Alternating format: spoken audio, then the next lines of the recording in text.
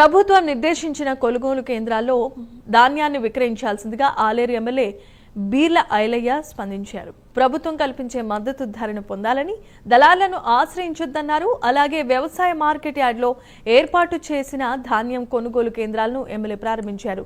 రైతును రాజును చేయటమే లక్ష్యంగా ధాన్యం కొనుగోలు కేంద్రాలు ఏర్పాటు చేయడం జరిగిందన్నారు బీర్ల ఐలయ్య.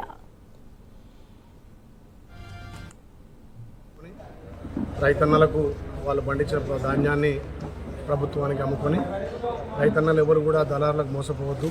ప్రభుత్వం మద్దతు ధరిస్తుంది కాబట్టి రైతులంతా కూడా పండించిన ధాన్యాన్ని ప్రభుత్వానికి అమ్మాలని విజ్ఞప్తి చేస్తూ నిన్న నుంచి ఐకేపీ సెంటర్లు, మహిళా సంఘాల ద్వారా వడ్ల కొనుగోలు, పిఎస్సి సెంటర్ల ద్వారా ప్రతి గ్రామంలో అందుబాటులో ఉంచి రైతులకు ఎక్కడ కూడా ఇబ్బంది లేకుండా కల్లాల వద్ద నాణ్యమైన వడ్లు తీసుకొని నాణ్యమైన ధర వాళ్ళకి ఇచ్చే విధంగా ఈ ప్రభుత్వం రైతన్నలకు పెద్దపీట వేసింది. అందులో భాగంగా నిన్న సుమారు ఒక 4 మండలాలు, ఇవాళ ఒక 3 మండలాలు తిరిగి ఐకేపీ సెంటర్లు, పిఎస్ సెంటర్లు ప్రారంభించడం జరిగింది.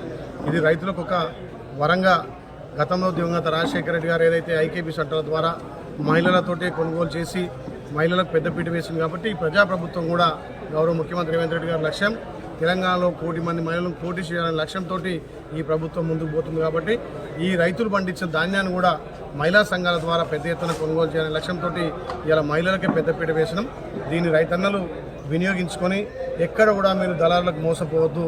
ఏదో ఒరిచిన కానే కొంటారు కదా, సన్న తడిచిన కొంటారు అంటే కాదు. 1-2 రోజులు మీరు ఆరబెట్టుకొని ప్రభుత్వానికి అమ్మాల్సిందిగా